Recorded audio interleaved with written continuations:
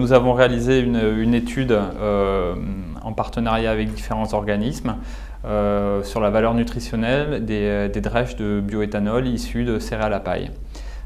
Au cours de cette étude, nous avons pu étudier donc, 20 drèches venant de différents pays européens. Et sur ces 20 drèches, nous en avons sélectionné 10 que nous avons pu analyser complètement en termes de chimie et que nous avons donné à différentes catégories d'animaux afin d'étudier la réponse des animaux à ces coproduits. Dans un premier temps, nous avons regardé la réponse des animaux en termes de digestibilité des acides aminés, donc qui est une fraction intéressante d'un point de vue nutritionnel pour les animaux, donc que ce soit chez le porc ou chez le coq.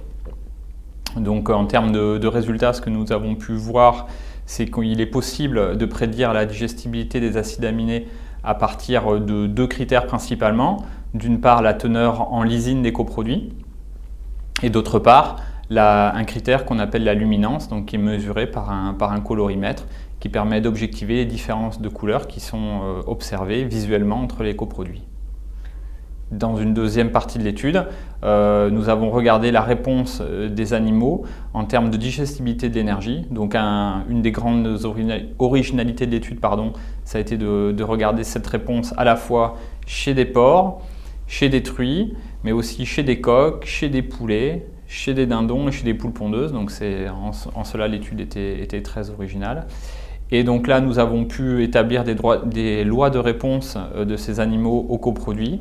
Et nous avons vu donc que l'énergie métabolisable ou digestible de ces coproduits était prévisible à partir de la teneur en fibres.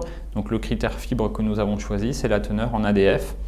Nous avons également vu que pour la prédiction de la digestibilité de l'énergie de ces coproduits, on pouvait également s'appuyer sur la luminance, les produits les plus foncés étant les moins digestibles, comme dans le cas des acides aminés où les produits les plus foncés présentaient la digestibilité des acides aminés la moins bonne. Les différentes compositions chimiques